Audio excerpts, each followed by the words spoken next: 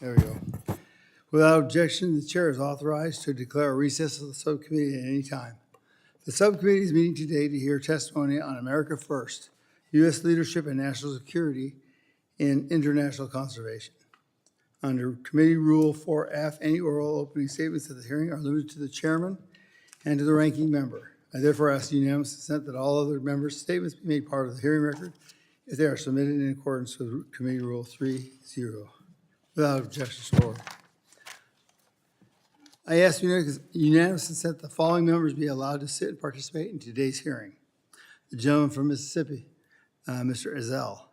The gentleman from Iowa, Ms. Miller Meeks. The gentleman from Pennsylvania, Mr. Joyce. And the gentleman from Illinois, Mr. Quigley. Any additional last-minute waives-ons here? Without objection, so ordered. I now recognize myself for my opening statement. Good afternoon, everyone. Sorry you were waiting. We just had votes, and I've got 2 hearings I'm running back and forth for. So I want to thank our witnesses for traveling to Washington, D.C. to testify before the committee today for a very necessary conversation regarding national security implications of the international conservation and environmental crime. When someone mentions international conservation, the first thing that comes to mind is not transnational criminal organizations or terrorist groups, but increasingly these criminal networks and nefarious actors are using environmental crime to fund their organizations and inflict violence across the globe. Environmental crime is the world's 4th largest crime sector, generating hundreds of billions of dollars in revenue annually. Compared to narcotics and human trafficking, wildlife trafficking is met with much less stringent enforcement, and many of our enemies around the globe have taken note and are starting to stick their finger into this pie. Whether it's cartels such as Sinaloa or Nut in Latin America, and Al-Qaeda and ISIS affiliates throughout Africa and the Middle East, or China's exploitative deep water fleet operating across the high seas. America's adversaries have taken advantage of the low-hanging fruit that is environmental crime. To make matters even harder to follow, wildlife trafficking is utilized by cartels and Chinese affiliated organizations as a form of money laundering. Cartels will barter wildlife products such as rare hardwoods, like today's most trafficked wildlife commodity, rosewood, or other animal products, which are often sold as luxury goods or used in traditional Chinese medicines with Chinese groups in exchange for precursor chemicals used in the production of fentanyl. Essentially, these trafficked goods coming from endangered species are being used to fuel the opioid epidemic that has gripped our country, all at the fault of China. Across the globe, in the Central African Republic, Russia's Wagner Group has secured a 30-year-long logging concession to exploit Africa's nation's weak governance and natural resources. If the Wagner Group extracts wood from just a third of this allotted land, it is estimated this revenue will generate over $900 million. Wow. Not only are these environmental crimes funding cartels and the opiate epidemic, but wars perpetrated by Russia and their mercenaries as well. As part of the Convention of the International Trade of Endangered Species, or CITES, the United States has a strong commitment to address wildlife trafficking, which is displayed throughout our implementation of the Lacey Act.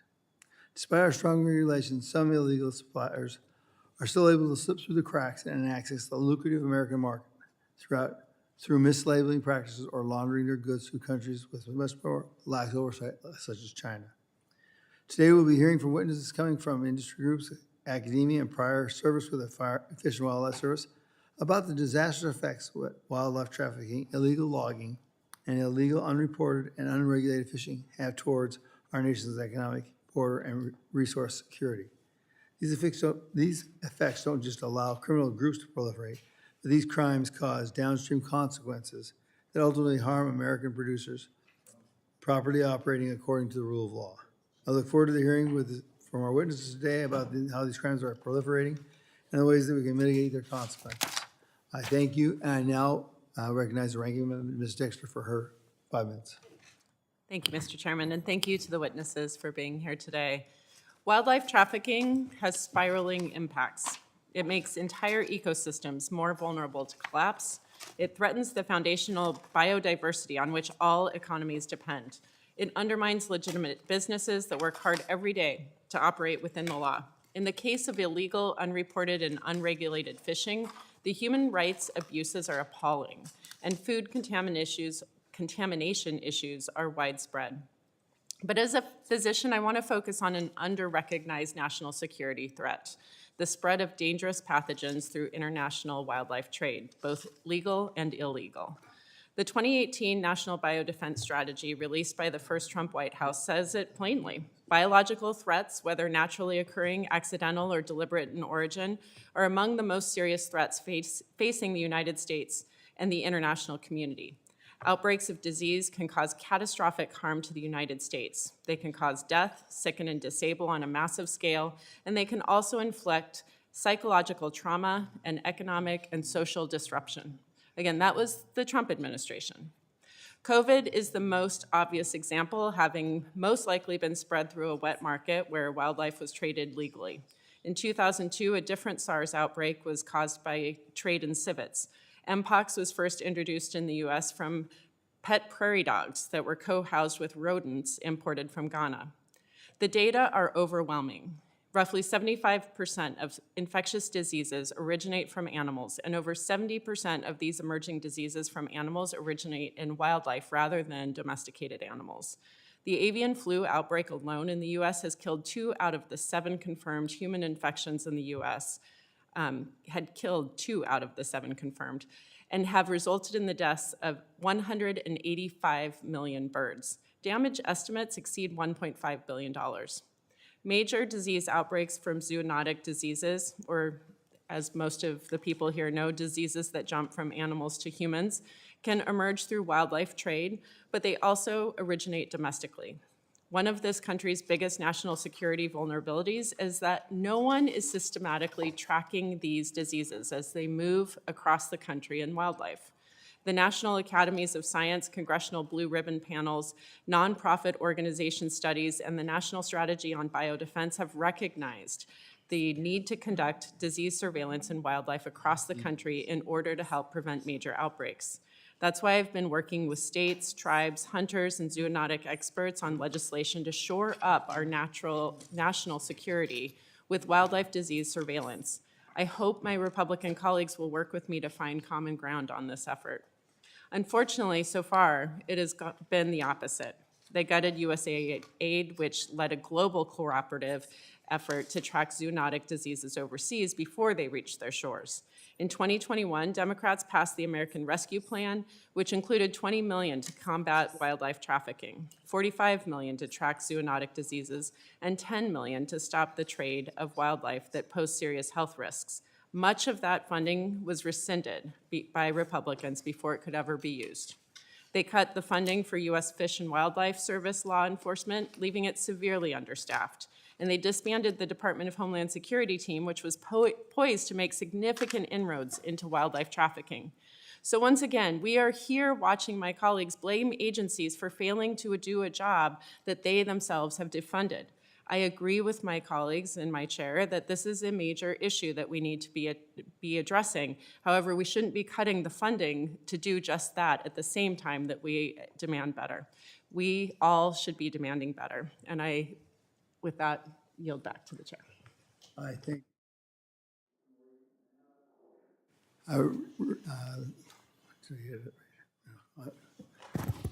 the full committee chairman, Mr. Westerman, for his 5 minutes. Thank you, Chairman Gosar, and thank you to the witnesses for being here. I do want to thank you for taking time to talk about an important subject, and also understand that the witness from the U.S. Fish and Wildlife Service who was scheduled to appear came down with the flu and was unable to appear. We wish him a speedy recovery, and note that we will submit all of our questions that we would have asked for the record. This committee does have a strong record of looking at dangerous cartels and transnational criminal organizations, or TCOs, and the damaging impacts they have on our borders, public lands, and tribal communities. I know we were on a CODEL in Tanzania a couple of years ago, and we met with former poachers who were showing us how some of these criminal organizations poach bushmeat to feed terrorist organizations. It's a real thing that happens all across the world, and we have, I think, a role in helping stop that. But one of the lesser-known elements of these groups is their involvement not just in tracking of wildlife, but other natural resources. And as our domestic borders are secured, cartels and TCOs continue to reinvent and update their operations globally in order to generate income. Wildlife trafficking and related environmental crimes are now the world's fourth largest crime sector, posing serious risk to national security, public health, and economic security. These illegal operations have been valued anywhere between $7 billion and $23 billion annually. With that kind of reward and relatively low risk, nefarious actors are incentivized to expand their networks and reach to conduct wildlife trafficking. Notably, these numbers exclude illegal logging and fishing, which also contribute to the distortion of global timber and seafood markets. Illegal logging is estimated to depress world timber prices by 7 to 16%, impairing U.S. producers' ability to export and harming ecosystems. Illegal, unreported, and unregulated, or IUU fishing, forces American seafood producers to face competitors who bypass the regulations and operational cost, and one of the worst offenders being the People's Republic of China. With growing demand both domestically and globally for traditional medicines, fashion, jewelry, exotic pets, and wild food, the illegal trade of these items as compared to the legal trade of these goods wreaks havoc on markets and can create major health and security risks. Cartels, TCOs, and their expansive criminal networks have only evolved in their strategies to evade detection, using wildlife commodities like Totoaba swim bladders, highly sought after in Chinese medicine, to fund their operations, even trading these products for precursor chemicals to produce fentanyl. The U.S. Fish and Wildlife Service Office of Law Enforcement, OLE, is tasked with the protection and management of wildlife, working closely with U.S. Customs and Border Protection, as well as the NOAA Fisheries Office of Law Enforcement, enforcing the law, inspecting shipments at ports of entry, and supporting international treaty compliance.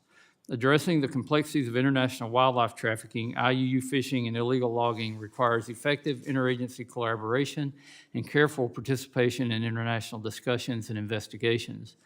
As environmental crime grows up to 3 times the pace of the global economy, we must ensure law enforcement and wildlife management agencies have the support they need to protect our national security and to put America first in our approach to international conservation. This hearing provides a valuable opportunity to better understand and address these ongoing threats, as well as look toward potential solutions for increasing conservation efforts globally from our American producers and sportsmen who have been involved in these efforts for many years. Again, I want to thank you for being here. I look forward to hearing your testimony today, and I yield back.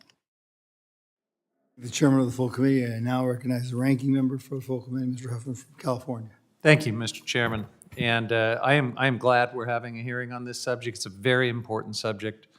I cannot improve on the descriptions of this problem that have just been given. The chairman laid it out very nicely. The ranking member spoke, you, Mr. Chairman, as well.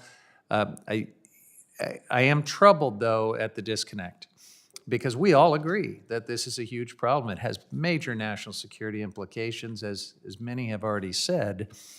But if we're going to be serious about this and treat it in the way that we say we regard it, we've got to take a look at the capacity that it takes to confront a threat like this. We're naming it, but we got to also have a conversation about what this administration is actually doing. And that, unfortunately, requires my friends across the aisle to do something they don't often do, and that is you got to ask hard questions.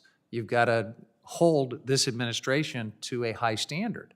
And in this case, I think if you're honest about this, you got to bring some critical analysis to the problem, because we have to maintain capacity to confront these threats. It requires staffing, it requires expertise, intelligence coordination, specialized enforcement skills, and that's where this hearing just comes crashing into the reality of what the administration and the Republican Congress have been doing, because their attacks on agency staff and funding, staffing at the Fish and Wildlife Service, it has been slashed to the bone. They've left a handful of agents stretched across a global criminal market worth tens of billions of dollars. Major ports of entry have been left dangerously understaffed, even as traffickers rely overwhelmingly on commercial cargo and mail. They're not bringing this wildlife across the border in backpacks of the southern border.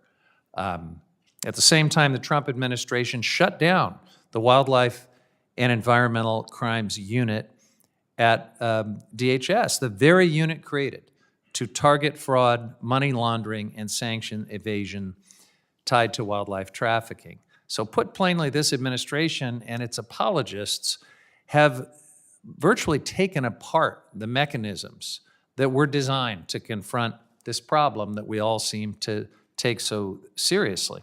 And when Republicans hold a hearing and call it a national security hearing without taking that part of the equation seriously, we've just got a terrible disconnect that we have to resolve. You can't warn about transnational criminal networks while systematically dismantling the federal capacity needed to stop them. Wildlife trafficking is expanding because enforcement has been gutted. Organized crime is embedding itself deeper because the guardrails have been torn down. And if this hearing were truly about national security, then we would be focusing on all of that. I hope maybe we will. I hope I'll be pleasantly surprised because wildlife trafficking does not pause for political theater. It festers in these gaps. And under this administration, those gaps have been thrown wide open. I look forward to the conversation, and I yield back. I thank the ranking member for his comments. I am now going to recognize and introduce witnesses for today's hearing. First, we have Dr. Evan Ellis, Senior Non-Resident Associate, Center for Strategic and International Studies, Carlisle Barracks, Pennsylvania. Mr. Thomas Benavides, did I say it right? Wow. I hit first stick out the first time. Assistant Vice President for the Board of Directors, Dallas Safari Club, Laredo, Texas. Then we have Mr. Ed Newcomer, U.S. Fish and Wildlife Service Special Agent, retired, Gardena, California. And last but not least, Dr. Eric Kingma, Executive Director, Hawaii Longtime Association, Honolulu, Hawaii. Let me remind the witnesses that under the committee rules, you must limit your oral statements to about 5 minutes. You'll see the light go on green. When it starts to turn yellow, that means you got a minute to wrap it up, and red if you can cut it off quickly. Your whole testimony will be placed in the record. To begin your testimony, please press the on button. I have to be reminded that all the time, so that way we can hear everybody. So now I recognize Dr. Ellis for your 5 minutes. Chairman Gosar, Chairman Westerman, Madam Ranking Member Huffman, thank you very much for the opportunity to testify before the committee today. These are, of course, my personal views. Criminal activity by Chinese groups in the Western Hemisphere are a serious problem for its institutions and its prosperity, but of course they also threaten its resources and environmental health. These activities present unique challenges due to the limited capacity of regional governments to combat crime related to these Chinese groups. Chinese criminal activities in the hemisphere include, of course, IUU fishing, illegal mining, trafficking in lumber, flora and fauna, precursor chemicals for synthetic drugs, and money laundering, among others.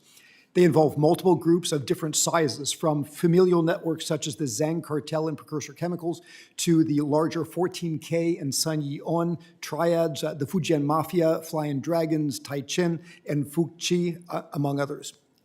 IUU fishing specifically costs Latin American economies an estimated $2.3 billion per year in lost revenues. Chinese engage in overfishing as well as illegal fishing techniques such as the use of trawl nets that have already caused the collapse of fisheries in Asia, strained those in Africa, and are currently contributing to hardships in Latin American coastal communities. In illegal mining, Chinese entities purchase gold and other products locally and globally, as well as supplying materials, tools, food, and clothing to miners in illicit networks. Chinese involvement in illegal timber trafficking contributes to deforestation. It's also an enabler of illegal mining, and it is used to smuggle materials in other, as well as other illegal traffic activities. Chinese company Baishan Lin was implicated, for example, in illegal timber exports in Guyana, while in Peru in 2021, Luis Hidalgo Okamura, the governor of Madre Dios province, was named in a timber smuggling case involving Chinese entities, to give one example. In wildlife trafficking specifically, PRC demand includes that for reptile skins, shark fins, jaguar and puma skins and teeth, butterflies, Totoaba swim bladder, as the chairman mentioned, as well as seahorses and various other flora and fauna. Chinese wildlife poaching does increase the peril to endangered species while generating illicit funds that undermine government control of the territories in which they operate. In narco-trafficking, PRC-based groups do send precursor chemicals to laboratories in Mexico and elsewhere. Fentanyl, specifically from Chinese precursors, killed an estimated 48,000 Americans last year by overdose. In money laundering, the activities of Chinese gangs and companies and financial institutions has proliferated opportunities for criminal groups to hide their illicit earnings in ways that are faster, cheaper, and harder to detect. Specifically in the Western Hemisphere, the U.S. Treasury in 2024 stated that these organizations, quote, have become more prevalent and are now one of the key actors laundering money professionally in the United States and around the globe.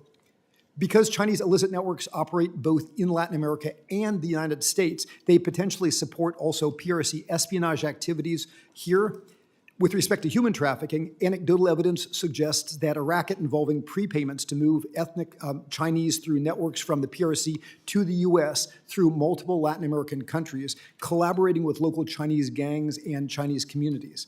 Specifically in 2024, evidence suggests that more than 30,000 Chinese were intercepted crossing the southern border from the U.S. into the United States from Mexico, creating opportunities for PRC security services to potentially use at least some of these for the purpose of espionage in a future conflict with the United States. The phenomenon of informal PRC police stations in the region also shows that PRC interfaces with this diaspora in the region in non-transparent and coercive ways, creating further opportunities for espionage and other damaging activity. With respect to recommendations, for me, it is important for the U.S. to increase its cooperation with law enforcement and intelligence bodies in other countries in the hemisphere, as well as being part of the prioritization that we see now through the new national security strategy on the Western Hemisphere. While Latin America often pushes back on U.S. pressure regarding Chinese commercial activities in the hemisphere, for me, cooperation on Chinese organized crime could be a win-win for our relationship with the region, helping it to combat illicit activity which would violate our collective sovereignty, our collective resources, destroy our collective environment, and undermine the rule of law. But as well, for the U.S., expanded cooperation with Latin America on organized crime not only would strengthen our protection of resources and the environment, but also to help us to better understand Chinese networks in the region that potentially impact our national security, while at the same time showcasing to our partners the harms to their own interests of improperly monitored and controlled PRC activities in the hemisphere that we share. Thank you very much for your time in considering my testimony today. Thank you, Dr. Ellis. I now recognize Mr. Benavides. Thank you, Chairman Gosar, Ranking Member Dexter, and members of the committee. Thank you very much for the opportunity to testify.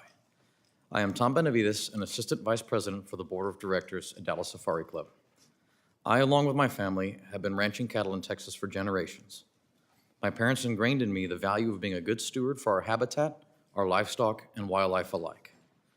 DSC and our separate charitable arm, Dallas Safari Club Foundation, are U.S.-based conservation organizations that put conservation first and hunting second, working with wildlife departments worldwide to promote science-based wildlife management and sustainable use. Every year, both organizations award millions of dollars in grants for research, anti-poaching, habitat, reintroduction, reducing human-wildlife conflict, and much more. I've been very lucky to experience many wild places on this planet, which led me to my love of rhinoceros. My wife and I have dedicated much of our life to establishing and maintaining a viable private breeding program of southern white rhino here in the United States, in the hope that we can help save the species and someday, perhaps, my children can be part of repopulating rhino in their natural habitat. While I applaud the hard work being done by American zoos and other NGOs, the strategy differs from that of private breeders. A zoo's main purpose is to exhibit, educate, and inform the public to raise awareness about the current plight of endangered species, and species like rhino. My purpose is to enhance the survival of the species by producing more rhino and moving them to a place that they can actually be protected. I'm trying to defend the existing individuals and increase the world's population. While raising awareness is important, it does not result in a single new rhino, nor does it place anti-poaching measures in place. To successfully propagate, we must move out of traditional NGO tactics and encourage programs like ours. Conservation is simple, but it requires common sense and replicating how rhinos thrive in the wild. What can an America First administration do? Sadly, the U.S. government has been more of a hindrance than a help. From arbitrary red tape that has no basis in statute to permitting delays and requirements that cause undue stress on animals, all I ask is that the U.S. government be helpful rather than antagonistic. In 1977, trade in rhino horn was banned. Importantly, when this ban happened, there was no legal framework to regulate the trade of horn. 85% of the African rhinos alive then have been killed. It's easy to say that the ban has failed miserably. The U.S. must support legalizing the regulated trade of horn. And in case you didn't know, rhino horn can be removed with no negative impact to the animal, and it does grow back. My hope is that the United States will stop their de facto decades-long support of the black market and open avenues for the regulated trade of horn. Nothing less than this will be sufficient to save rhino. Thank you very much for your time. Thank you for your testimony. Now I recognize Mr. Newcomer for his. Mr. Chairman, members of the committee, good afternoon. My name is Ed Newcomer, and I was a special agent for the U.S. Fish and Wildlife Service for more than 20 years. I worked primarily on international wildlife trafficking cases and worked overseas for extended periods of time, including a 6-month assignment in Southeast Asia and a 5-year assignment as the senior U.S. wildlife law enforcement official covering 9 countries in Southern Africa. As an agent, I successfully served under the Bush, Obama, Trump, and Biden administrations. It was under the first Trump administration that I worked with political appointees at the State Department and U.S. ambassadors to draft and implement the U.S. visa ineligibility for wildlife and timber traffickers. No other country in the world has a visa rule like that. It's a tool that helps us keep foreign nationals involved in wildlife trafficking out of the United States. I currently teach courses on criminal justice and administrative law at California State University at Dominguez Hills, and I serve as the International Law Enforcement Advisor for the nonprofit organization known as Wildlife Investigators Training Alliance. International and wildlife and timber trafficking is a major source of revenue for criminals around the world. It generates many billions of dollars in illegal revenue every year. The groups that control smuggling routes, they don't care what contraband flows along those routes. They only care about money. Accordingly, the same routes used to smuggle drugs, guns, and people are also used to smuggle wildlife. But our wildlife is not as renewable as we might think. While criminals can cook up more methamphetamine or manufacture more guns, if we allow wildlife to go extinct, we can't make more rhinos, we can't make more California condors, sea turtles, or grizzly bears. International crime in general creates national security problems for the United States. Criminal operatives corrupt law enforcement and judicial systems around the world, and this creates opportunities for U.S. adversaries to capitalize on corrupt systems and foreign officials. While I was serving in Africa, I was made aware of a map of Chinese infrastructure projects that overlaid perfectly against a map of elephant and rhino poaching hotspots. That's no coincidence.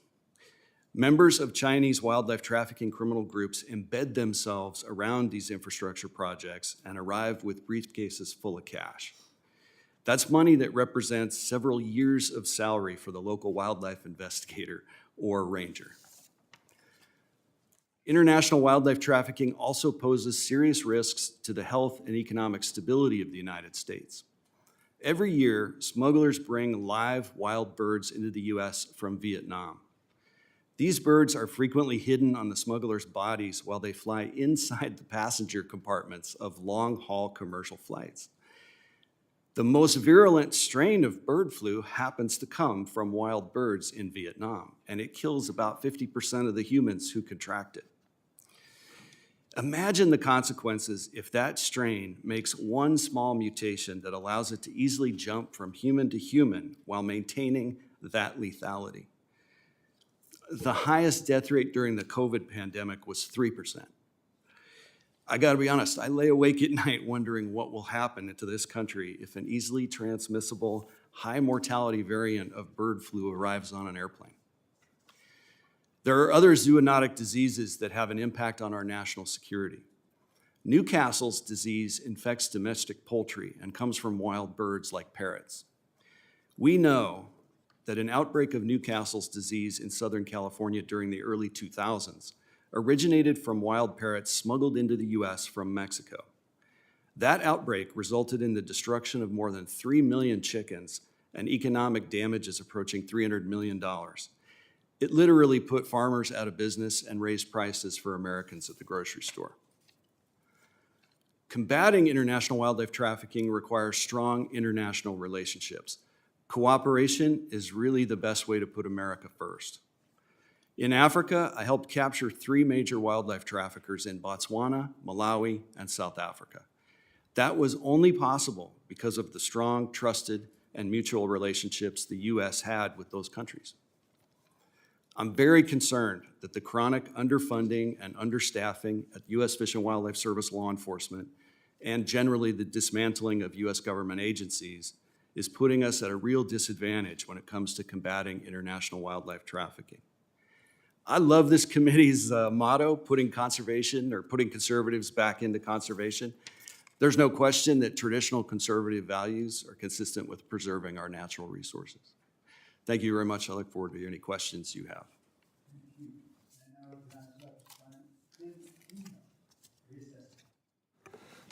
Chairman Gosar, Ranking Member Dexter, and distinguished members of the committee, thank you for the opportunity to testify on this important topic. I serve as Executive Director of the Hawaii Longline Association, representing 150 U.S.-flagged Hawaii-based vessels targeting tuna and swordfish. The Hawaii Longline fleet is a major fishery in the United States, and we're the largest food producer in the state of Hawaii. Annual landings exceed 30 million pounds with a dockside value of roughly 120 million. The landed value of the Hawaii Longline fleet consistently ranks Honolulu Harbor within the nation's top 7 ports in terms of fisheries economic value. Around 80% of our fishing efforts on the high seas amongst foreign competition. We also face daily competition in the U.S. market from foreign seafood imports. And most of the seafood comes from fleets that are heavily subsidized, poorly monitored, and subject to minimal environmental laws and enforcement. By contrast, U.S. fisheries operate under some of the most stringent regulatory frameworks in the world and is unmatched in terms of monitoring and enforcement. This makes the United States a global leader in marine conservation, protection, and management.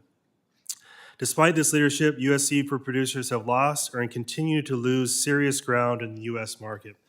Imports, often 30 to 50% or more cheaper, are displacing domestic products across nearly every major fishery. NOAA reports that 70 to 85% of seafood consumed in the U.S. is imported. In 2023, imported seafood totaled $25.5 billion, contributing to a seafood trade deficit exceeding $20 billion. Over the last 30 years, the inflation-adjusted value of foreign imports in the United States has increased by 130%. Foreign producers benefit from lower labor costs, government subsidies, weaker environmental standards, and cheaper processing, advantages U.S. fishermen do not have. It's estimated that 15% of wild-caught seafood imported in the United States comes from IUU fisheries. And IUU fishing includes transnational criminal networks, human trafficking and forced labor, state-sponsored unregulated fleets, underreported by licensed vessels, and harvests of endangered or protected species. IUU fishing undermines conservation efforts, distorts markets, threatens food safety, and harms workers. Preventing IUU-associated seafood from entering the United States market is essential for national security, marine conservation, economic fairness, and consumer protection. The United States seafood market is among the world's largest. As such, the United States government has a tremendous ability to level the playing field between domestic fisheries and international fleets through the power of market access. For example, the Marine Mammal Protection Act import provisions give the United States a powerful tool to level the playing field. However, after nearly 50 years on the books, the National Marine Fisheries Service issued its first foreign fishery determinations just last year in September. Of 2,500 assessed fisheries from 46 countries, only 9% were found to be not comparable to U.S. marine mammal protection standards. Most industrial fleets, including China's, received passing grades. This was a missed opportunity to hold foreign fleets to the same standards required of U.S. fishermen. China is the world's largest fishing nation, and its global fisheries reach is unmatched. Chinese fishing vessels fish in all of the world's ocean and the exclusive economic zones of 90 countries. China's fishing footprint and influence has grown tremendously in the U.S. or in the Pacific Islands region. And for example, Chinese flag tuna vessels operate in the EEZs of the Federated States of Micronesia and the Republic of Marshall Islands, both former U.S. trust territories and current COFA states. Chinese flag vessels offload to Chinese-owned processing and Chinese-owned distribution companies that ship fresh daily into the United States. China also maintains close ties with Kiribati, Hawaii's nearest foreign neighbor. The Kiribati Line Islands lie roughly 1,000 miles to the south of Pearl Harbor, and China's growing presence there raises geopolitical and IUU-related concerns. China's distant water fleet is not monitored to international standards, and its reporting is widely viewed as unreliable, and multiple investigations have documented forced labor in their supply chain. No doubt, seafood supply chains are complex and opaque. A single fish may be caught from a vessel from country A in waters of country B, transshipped at sea from a vessel from country C, and then processed in a country D, and then imported into the United States. Certainly, there are actions the United States could take, such as restricting imports that fail to meet U.S. standards, strengthening international engagement through RFMOs, eliminating harmful foreign subsidies, implementing electronic supply chain tracking that requires NOAA seafood import monitoring program for all species, as well as expanding country of origin labeling to restaurants. Benefits from these actions will be strengthening ocean conservation, supporting the long-term viability of American fisheries, and protecting U.S. consumers. Thank you. Members for their questions. I'll start with Mr. Begich, the gentleman from Alaska. Thank you, Mr. Chair. I'll start with you, Dr. Kingma. I represent Alaska, where commercial fishing is our largest private employer, and our fishermen are among the most regulated in the world. Yet cheap foreign imports devastate prices for Alaska salmon, pollock, crab, and other species. You note NOAA gave China's fleet a passing grade under MMPA import provisions. How was that possible given China's documented IUU practices, and what should Congress do, in your view, to ensure those provisions protect American fishermen? Yep, thank you very much for the question, Congressman. And Hawaii certainly shares a lot of the same concerns with Alaska and the importance of fisheries to our state. We were highly surprised to find that NOAA made those comparability findings for China.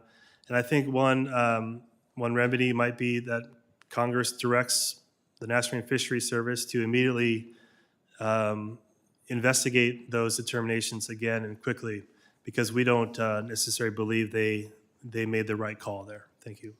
And a follow-up question, you noted that 70 to 85% of U.S. seafood is imported, with an estimated 15% from IUU fisheries.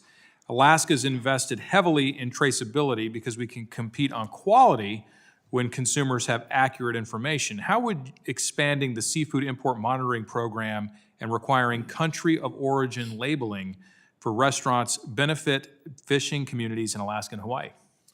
Yeah, I think and thanks for the question. I think country of origin labeling is a critical issue for American seafood producers. And most of the, like I said, most of the imports, as you mentioned, are from foreign sources. Currently, the National Marine Fisheries Service seafood import monitoring program only covers, I believe, 13 species. So it doesn't cover all species imported in the United States. So that's a start. It does cover most of the imports, but not all. And I think there's some differences in how seafood imports are coming into the United States with what harmonized tariff number or schedule and how they're actually being certified and entering in. So there could be some improvements in the certification or supply chain tracking in the United States, including digitizing those supply chains like the EU has just done for their seafood imports. So there could be major steps taken there. And then country of origin for restaurants currently only applies to retail. So say Alaska salmon fillet has the origin, but then once that product is, and only, like I said, is maintained for retail, but not restaurants. And most seafood is actually consumed in restaurants. And so you really don't know what you're getting. So I do think there could be a lot of room for improvement for consumers to understand and make the choice of where their seafood where they want to buy their seafood and where it comes from. Thank you. Dr. Ellis, you mentioned illegal mining in your opening remarks. Illegal mining denies citizens of other nations the benefit of mineral wealth. It funds illicit criminal activities, and of course, it destroys the environment. What do we need to do to end this practice? Specifically, you need a series of controls, in part. What actions would you recommend Congress take? I think specifically, number one, a emphasis on increased law enforcement collaboration, as well as the strengthening of relevant institutions of our local partners. I'll give you an example. Peru's control over what comes out of mines is relatively good relative to Bolivia. We have an opportunity with the new Bolivian government of Rodrigo Paz now, who's very willing to cooperate with the United States, but there's a need for strengthening oversight of oftentimes gold, which is illegally mined in places like Madre de Dios, Peru, but is laundered through Bolivian mines. I think working more closely with the Bolivians, as well as having expanded traceability, much like you have with African conflict diamonds and things like that, could help to do that. And that certainly also applies in places like the interior of Suriname, the interior of Guyana, the interior of Colombia, where again, it's not just about the drugs, although it's certainly about that. It's about, and the Faja de Orinoco, the Orinoco Belt in Venezuela, where we have new leverage over the current government, is probably another place where we can increase those controls. Thank you very much. I notice that my time is about to expire. I have so many more questions, but I appreciate everyone's testimony and participation in today's hearing. And with that, I yield back. I thank the gentleman. The gentleman from Illinois, Mr. Quigley, is now recognized for his 5 minutes. Thank you, Mr. Chairman. I appreciate the accommodation. I waved onto this hearing because I'm a co-chair of the Animal Protection Caucus and have several bills related to this topic, the Wildlife Confiscations Network Act and the Captive Primate Safety Act. Mr. Newcomer, let me ask you, we've seen a disturbing number of stories about the smuggling of spider monkey babies across the southern border. From 23 to 25, 109 baby spider monkeys were confiscated at the U.S.-Mexico border. And the U.S. Fish and Wildlife officials say that's only a fraction. What's the driving factors for this particular trade? And what's the process? Are we succeeding in getting those confiscated wildlife animals into accredited care facilities? So the really tragic thing about the spider monkey trade is that it really comes down to the fact that they're cute. And what's really driving that trade is that it's social media and the ability to use the internet to buy and sell and offer to sell exotic animals very easily. If any of us picked up our phones right now and just went to Instagram and searched monkey or baby monkey, we would find hundreds of videos of baby spider monkeys wearing diapers, wearing clothes, looking very friendly and dancing around. And every time one of those ads or one of those posts gets on social media, it creates demand. And people say, gosh, I want a baby spider monkey. And that drives the trade. And that allows, once people start going out and looking for it, it allows the poachers to find a market very easily. There was a recent, I think it was a CBS News report that demonstrated just how easy it is to get a spider monkey. A reporter in Texas just made a few inquiries using social media, and before she knew it, she was meeting at Home Depot parking lots, actually having baby spider monkeys offered to her. Now, as to your second part of your question, for years, the U.S. Fish and Wildlife Service has struggled with how to place live exotic animals. We're unique in law enforcement in that our evidence that we seize often has to be fed and cared for. We can't just put it in an evidence locker if it's a live animal. So during my career, there were many occasions where I arrested somebody at the airport at 11 o'clock, 12 o'clock at night with a live animal strapped to their body. I now have to take that person to jail, but when that's over, I have to figure out how to feed this animal and how to care for it.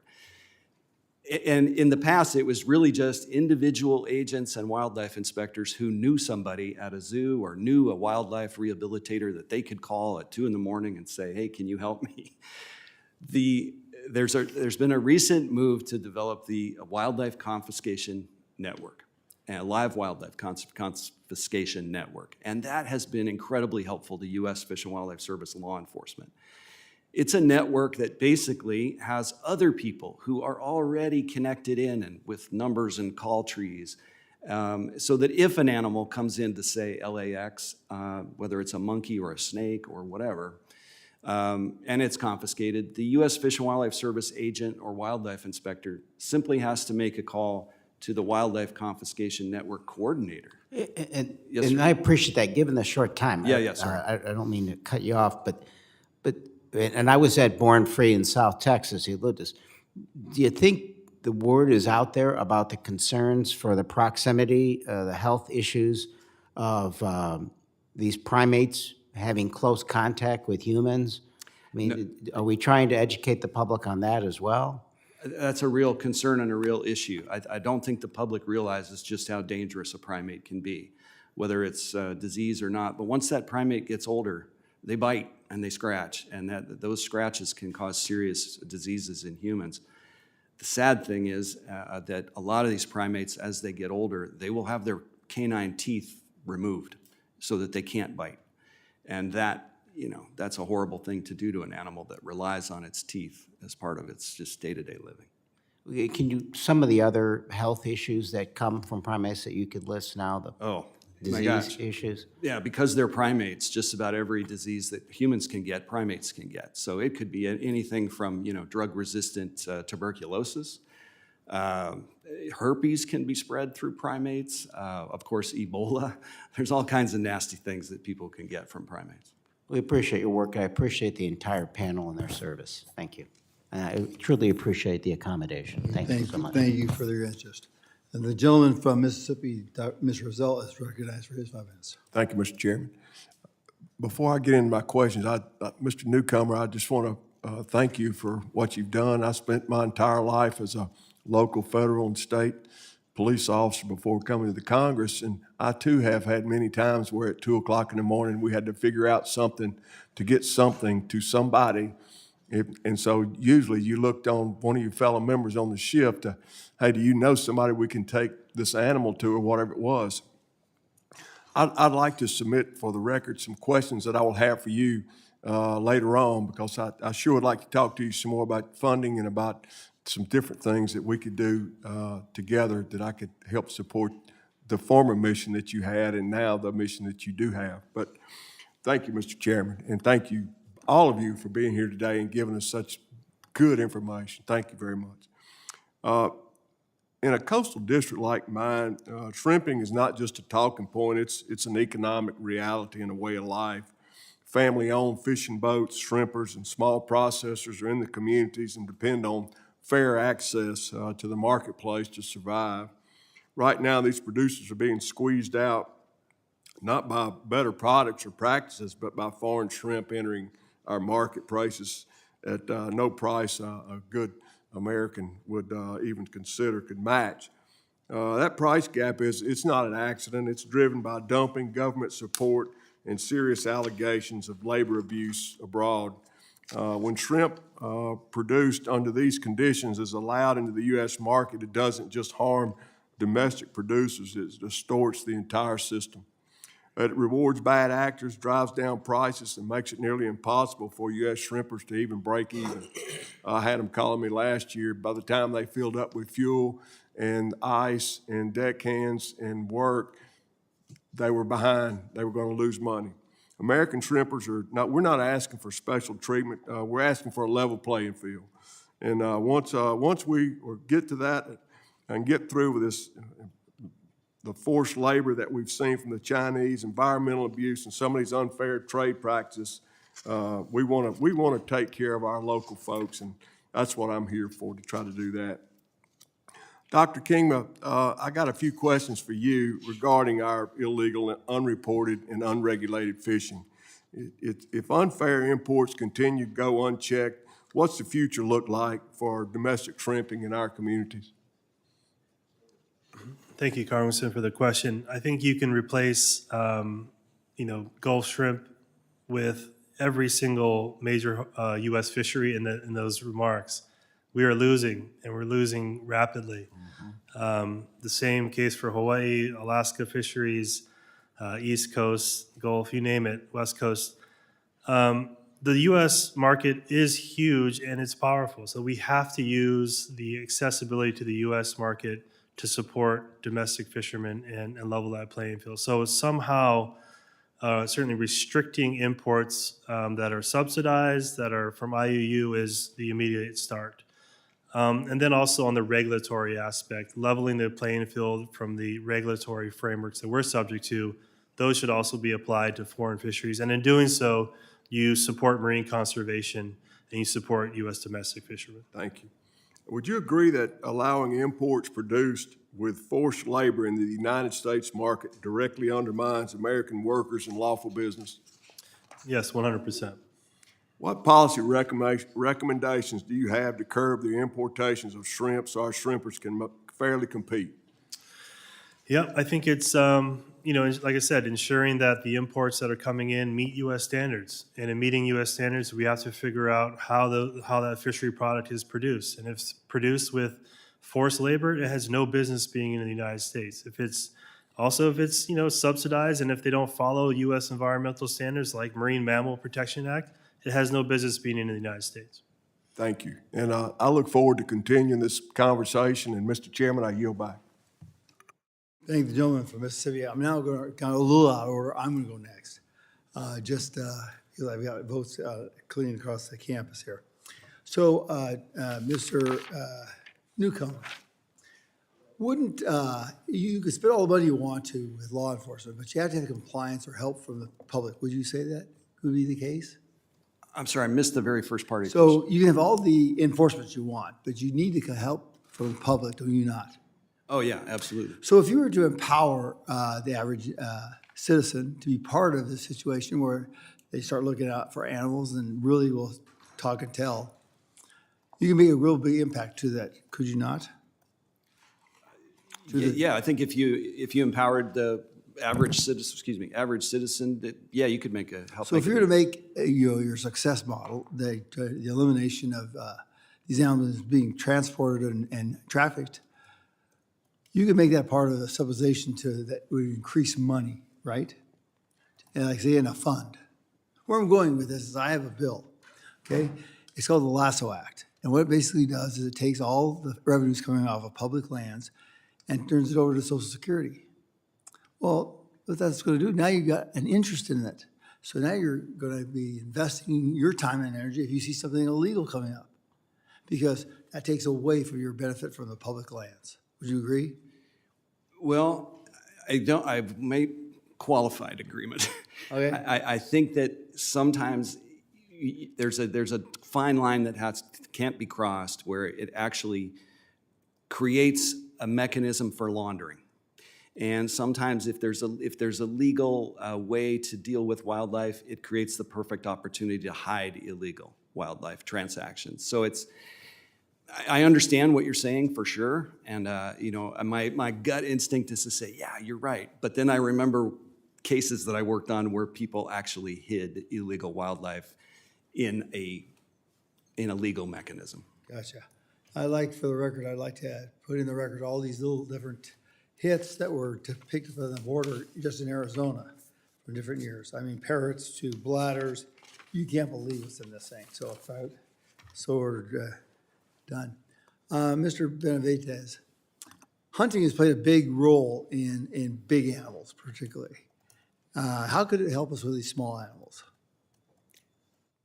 Hunting, typically when you see the people that are on the forefront of conservation, they are hunters. It's an experience that you interact with the environment in a very different way.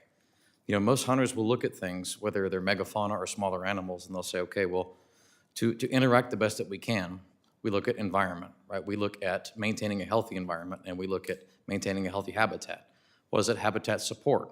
How can we responsibly manage those numbers, right? And one of the ways to manage numbers is actually reproduction. It is a renewable resource because biologically an animal reproduces. So I think in that management methodology, you can say that, yeah, for any size animal, it is a way to healthily maintain a population of that animal. Dr. Ellis, do you agree with him on that aspect? That hunting is very helpful to some of these aspects for increased animals production? Well, for me, I think, hunting is the connection that hunters have with the environment is a logical part of the broader issue of stewardship, and the, proper regulation and freedoms to hunting are part of the broader, regulations of the environment writ large. So I think I would concur. Mr. Kingma, Lou, when you look at some of these fines, they're minute, they're small comparatively to the crime.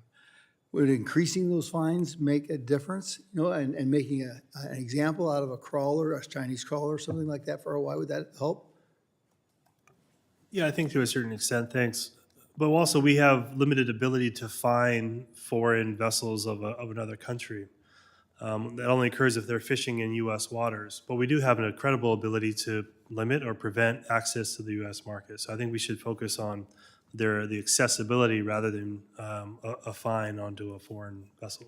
Yeah, I'd be very interested because in Alaska, they have this whole matrix put together, and they're showing increases in all their production. So at least that's my understanding, gentlemen from Alaska, that happens. So maybe some models like Alaska would be something very good to start looking at, okay? I'm done. I'm going to turn it over now to the ranking member for her 5 minutes. Okay. All right, thank you very much. Mr. Newcomer, and really appreciate everyone's, and obviously we have bipartisan agreement on a lot of this, so look forward to the questions. Mr. Newcomer, in your experience, why is wildlife trafficking a potential health threat to the U.S.? Well, gosh, I talked about bird flu, and that's the thing that keeps me up at night, right? Yeah. But there are a lot of diseases that can come in, not only through live wildlife, but wildlife parts, things like, Ebola, as we talked about, things that are really scary. But another scary thing is the unknown. Like, what diseases are on the horizon? What's the next disease? What's going to mutate tomorrow that becomes highly infectious and deadly? And all of that can come in anytime when you have not very many enforcement people trying to monitor this kind of thing. It's just a risk. Thank you for that. And if a pathogen was introduced into wildlife in the U.S. that had the potential to make a jump from wildlife to people, how would we know about it when we have so few people enforcing? Yeah, with so few enforcement people, the most likely way we're going to know about it is we're going to have, the typhoid Mary, and we're going to have an outbreak of a big problem, and people are going to start dying or getting really sick. The best way to know about it, of course, is to catch it early, and that's through, robust wildlife inspection officers, numbers at the border points and the ports of entry to look for illegal wildlife coming in. Because once that happens, the wildlife can go to quarantine and be tested, and then we know, okay, we have a problem or we don't. I very much agree with that. And it's the same in humans, like containment versus, anyway, we'll Yes. move on. Are there enough, and I think we've already heard this pretty clearly, but are there enough fish and wildlife inspectors at ports to manage the volume of trafficking? And if not, why not? Absolutely not. There is not. And I can give you a specific example. I recently learned through my contacts that there is one wildlife inspector based at the Port of Seattle. The Port of Seattle is a major port with people and cargo and everything else coming and going from all parts of the Pacific Rim, a high-risk area. One wildlife inspector cannot handle mail, sea cargo, air cargo, and passengers. It's not possible. Totally agree. Yeah, so same is true of agents. The numbers of wildlife inspectors and agents are historically low, and I don't want to use up your time, but just briefly, keep this in mind. The U.S. Fish and Wildlife Service, just agent force, has been authorized at the highest to be around 250, 253 agents. That has not changed for 40 years. Yet the mission of the Fish and Wildlife Service and its responsibilities have grown tremendously in that time. I used to say when I was a first-line supervisor in LA, my boss and I would always joke, hire me, give me twice as many agents and twice as many inspectors today, they'll all be busy tomorrow. Okay, and I appreciate you elevating not only that we haven't increased the number of agents in 40 years, but we probably have a huge number of unfilled positions right now. Okay, Absolutely. As far as I can understand, it's historically low, like right around 100, or maybe 170, something like that. obviously, we have a lot of work to do there. Mr. Benavides, I wanted to ask you about chronic wasting disease, which I know is a neurologically degenerative disease in deer and elk, and I practiced for quite a while in Colorado, and it was something that we thought of a lot in that area. It has a small but real risk that chronic wasting disease could affect human health. Is it fair to say it is a threat to the sport hunting industry in the U.S.? Well, yes, obviously, coming from Texas, it's something that Texas Parks and Wildlife, our state agency, is looking a lot into, especially over the past, couple years of a lot of new things have been put in place to monitor it. I am not a biologist by education, and my specialty really is megafauna like rhino, ungulates specifically. But I think any communicable disease, any responsible person should take a look at monitoring. And just so we know, it is an extremely infectious, problem, and so it captured the imagination of a lot of the hunters that I was interacting with, clearly, because nobody wants to kill their children with, an elk stake. So would you support funding to be allocated to states and tribes to track chronic wasting disease, other diseases like it in the wild as a way to try to manage it and in some places contain it? Coming from Texas, I feel like our state agency is doing more than a sufficient job. So for us, I don't think it would be necessary. Okay. And in my last 2 seconds, I'm going to go over, hopefully the representative will give me some grace. Mr. King, or Dr. Kingma, you had articulated several threats to longline fishing, but there is one that I didn't see, and this committee is about to have its second hearing on deep seabed mining, a destructive, risky, and economically dubious pursuit of eccentric billionaires, and many in the tuna industry have expressed concern about it. How does the Hawaii Longline Association feel about deep sea mining? Yeah, thank you for the question. We're concerned about the impacts of deep sea mining on tuna populations and their distribution. We look forward to some more of the science being available, because it is quite unknown. At this point, we're highly concerned. Thank you. I appreciate the indulgence. I now recognize the gentleman from Ohio, Representative Joyce, for his 5 minutes. Thank you very much, Mr. Chair. Dr. Ellis, as a co-chair of the International Conservation Caucus, I'm committed to advancing international conservation initiatives that strengthen our national security. In December 2024, Congress authorized a new entity, the United States Foundation for National Security and Counterterrorism. Its job is to bring together public and private partners, protect key landscapes and seascapes, and stop criminal and armed groups from exploiting wildlife, forests, and fisheries. In your written testimony, you describe how Chinese criminal networks are deeply involved in unregulated fishing, illegal mining, timber trafficking, and wildlife smuggling across Latin America. Can you discuss how those activities undermine the governance and the regional stability, and what the implications that has the U.S. national security interests in that region? So thank you very much for the question. For me, these activities, and they're multidimensional, as you alluded to, impacts us through their impacts on the region, but also impacts us directly. Obviously, through the region, for example, when you talk about IUU fishing, you're depleting local fisheries and you're hurting coastal communities, which indirectly causes instability and thus can lead to migration and governance issues and other things. The issues with illegal mining not only have environmental costs, but there's an entire illicit industry that contributes to informality, it contributes to other types of criminality, money laundering of drugs and things like that, and thus undermines democracy and undermines governance stability in the region. Obviously, when you talk about flora and fauna trafficking as well, you're not only talking about the endangerment of species, but opportunities to be able to launder money through those activities. More broadly, when you look at U.S. security directly, and I alluded in my testimony, of course, to illegal trafficking and smuggling of persons through Chinese communities and how that contributes directly to flows for security issues. But beyond that, of course, many of these activities create other opportunities for money laundering. There are cases in which Chinese triads and other entities in the United States, they have money that they are laundering for groups like the Sinaloa cartel and others, and then they are laundering that within the United States. And so there's also farther in the United States an issue of presence and in the Americas more broadly.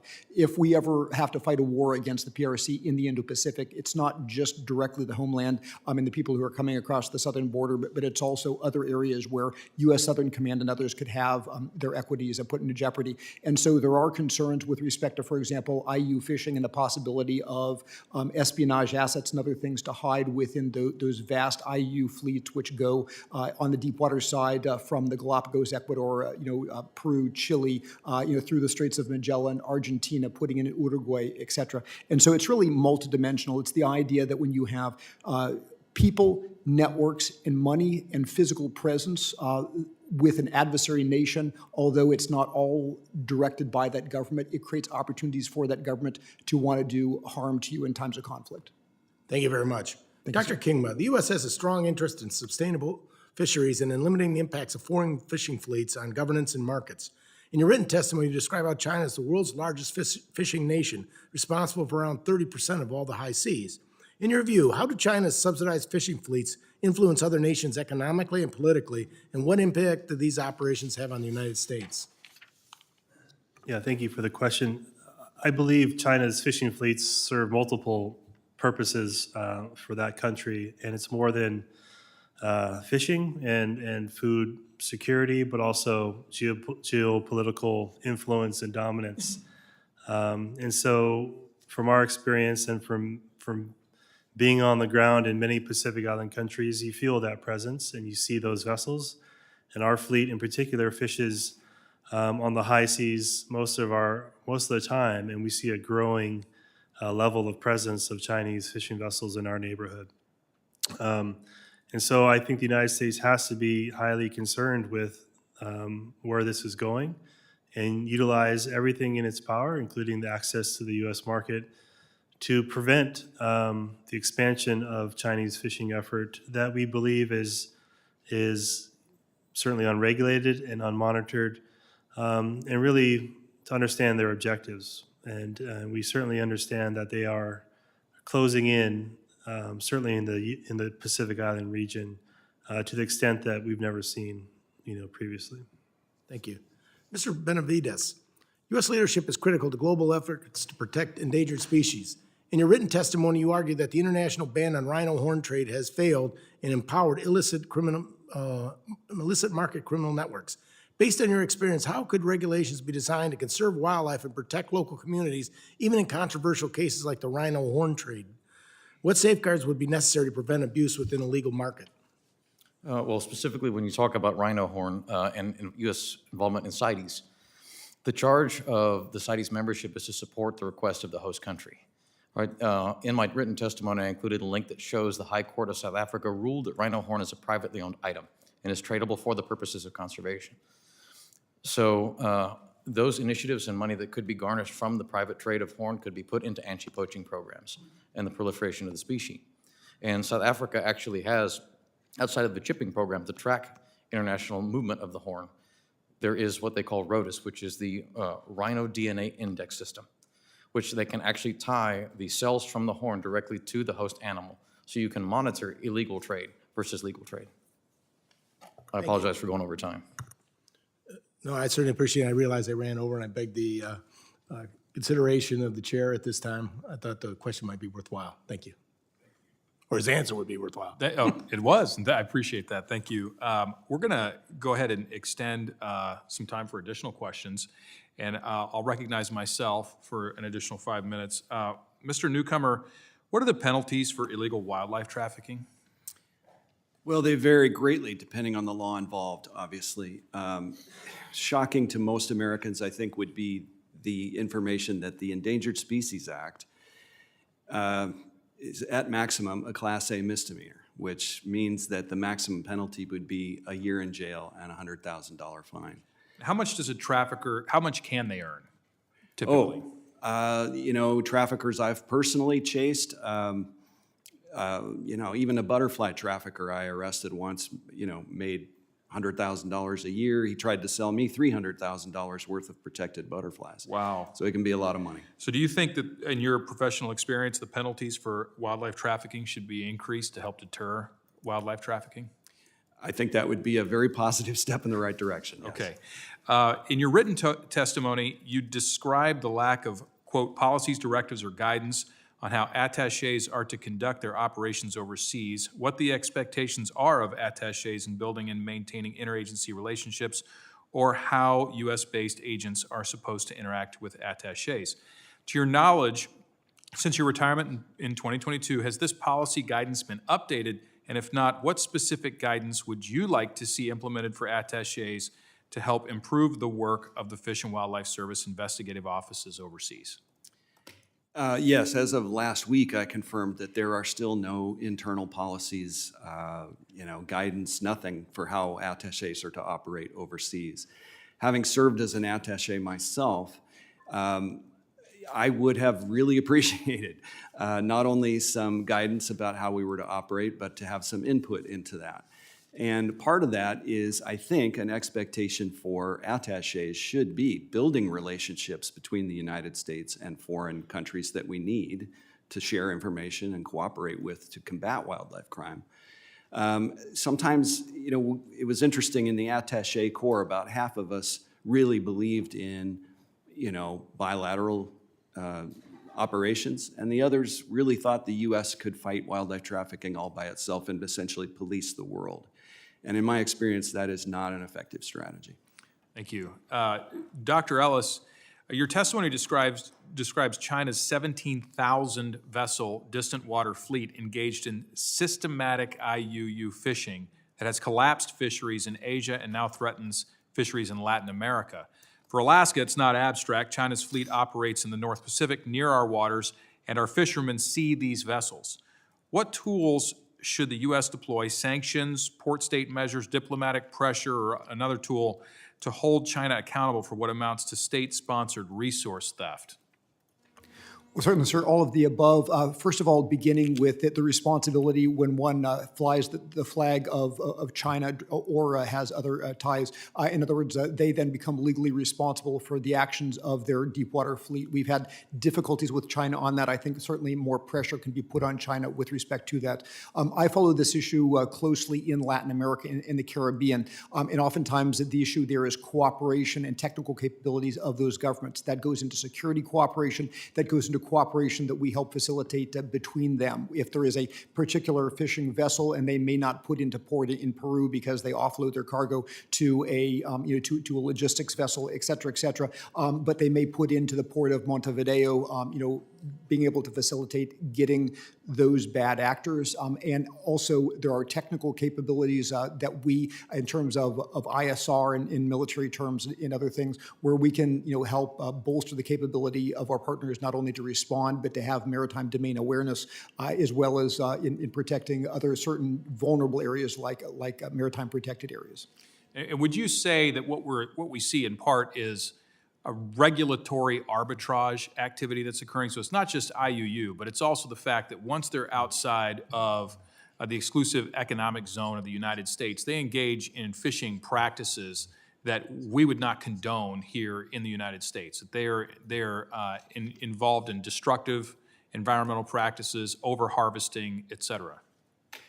Exactly. There's an issue with the laws that govern depending on where the fishing is taking place or if they're right outside of those exclusive economic zones. There's also an issue of coordination between the different countries that are involved, because these fishing fleets oftentimes follow the fish. And as you also point out, the problem when they do not put into ports, and how do you regulate and go after the logistic ships and others that offload those catches. Thank you. Thank you, sir. And I now recognize our ranking member, Dr. Dexter. Thank you very much, Mr. Chair. Mr. Newcomer, I'm going to follow up with a couple other questions. I understand, in following up on Representative Begich's question line, I understand increased penalties for wildlife trafficking may be helpful. What other opportunities would you see for limiting the market for those animals or products? For instance, increased penalties for those purchasing or selling, or what other mechanisms might you offer to not just hold those accountable who bring them in, but hold those accountable who then sell them or distribute them? Yeah, there's a lot of what the U.S. Fish and Wildlife Service does is dependent on kind of an interstate movement of the wildlife. So anytime that happens, it's just an extra element that the investigator has to prove. But a lot of times, just possessing the wildlife itself can be a crime. And if the law is written in a way where possession is illegal, and I'm not required to prove interstate transport as an investigator, that makes my job a lot easier, and I'm a lot more difficult for the bad guys to create confusion and duck and avoid me. That makes a lot of sense. And I understand that Fish and Wildlife Services may not be currently engaged in all the task forces that they may be able to offer insight or help to. What would be some of those task forces? Yeah, I'm actually really concerned about what I'm hearing about that lately. For example, even with IUU, there's a working group called the MSAFE Working Group, which stands for Maritime Security and Fisheries Enforcement. It's embarrassing to say, but that's been described by one of my former colleagues as a PowerPoint party. Nothing comes out of it. No cases have come out of it. No prosecutions have come out of the MSAFE Working Group, which is to address IUU. There's another one called the Timber Trafficking Working Group, which has been stood up by the Department of Justice now for 2 years. Not a single case, not a single prosecution has come out of it. And my understanding is U.S. Fish and Wildlife Service agents don't even participate. Which, I know they have limited resources, but, at some point you have to make things work, and there's some things you just can't ignore. And then the last is there's the Presidential Task Force on Wildlife Trafficking. And again, my understanding is it's irregularly attended by Fish and Wildlife Service law enforcement, or if it is attended, it's by senior managers, senior leaders, and the information out of that task force isn't getting disseminated down to the field. And the boots on the ground agents are dying to participate in these task forces. They want to be there. They want to make the cases, and they're either told they can't go or they're not informed about what's going on. I very much appreciate that. And if I may take the liberty, Chairman Gosar often asks our folks who have come to testify, what is a question that you wish you had been asked and what was your answer? And if I may, I'll just go down the line, starting with you, Dr. Ellis. So what is a question that you wish we had asked, and what is the answer? Thank you very much, ma'am. And I think we've touched on this indirectly, but for me, especially with the focus of this hearing, it is what is the relationship between these activities that are environmentally damaging, that are affecting the region where they occur, and U.S. national security. And so it's really kind of understanding how these illicit economies not only cause damage, but also create the opportunities through people, through money laundering, through physical access that also comes back to that security threat that you so aptly referred to. Very good. Thank you, Mr. Benavides. Sorry. Thank you. I guess the most important to me, near and dear to my heart, would be how do you effectuate the illegal markets by removing the market? And specifically with things like rhino would be, what is the silver bullet that you need to kill the werewolf that's affecting these animals? And that's simply deregulating the trade of the horn. Deregulating the trade of? The horn. The horn. Great. Thank you. And Mr. Newcomer? Thank you, ma'am. I would love to talk about this issue, but we do not have enough time on the rhino horn. But I think my major thing, since we have talked a lot today about increasing penalties, sentences, the real issue with the sentences is when you get to the sentencing guidelines. And I don't know how much power Congress has to make those changes, but the U.S. sentencing guidelines have not changed with regard to wildlife crime, environmental crime for decades. And it doesn't really matter how much jail time you put on a particular piece of legislation. Ultimately, when that person is sentenced, a judge is going to be looking at the sentencing guidelines. And as long as they remain as low as they are, with some wildlife crimes being the same as vandalism of an outhouse at a national park, the person's not going to get any jail time because that's not the way the guidelines work. So the guidelines have got to be amended and changed and brought up to where we are in the world. Thank you. Also very helpful. And Dr. Kingsma? Yeah, thanks. I think one question how could Congress, the U.S. government, support American fishermen. I think one answer is certainly restrict or prevent imports that we're competing with, certainly those subsidized imports, but also support American fishermen like Congress supports American farmers. We don't have a fisheries bill. There's a farm bill. And so it could be in promotion, it could be loans, low interest loans, development, a whole range of things. Fishermen need support now more than ever. Thank you. I will channel my colleague, Representative Hoyle, and say she would wholeheartedly agree with you on that. So thank you very much. I yield back. The gentlelady yields. I thank the witnesses for their valuable testimony and the members for their questions. The members of the committee may have some additional questions for the witnesses, and we may ask you to respond to these in writing after the hearing. Under Committee Rule 3, members of the committees must submit questions to the subcommittee clerk by 5 p.m. on Monday, January 26th. The hearing record will be held open for 10 business days for these responses. If there is no further business, May I interrupt? yes? Okay. I'm sorry, Mr. Chairman, I ask unanimous consent to enter into the record 3 letters addressed to this committee regarding today's hearing. The first is from Lincoln Park Zoo dated January 20th, 2026. Second is from the Conservation Society of California at the Oakland Zoo, also received January 2026. And the third letter is from the Animal Welfare Institute dated January 21st, 2026. Without objection, so ordered. Thank you very much. And without objection, the subcommittee stands adjourned.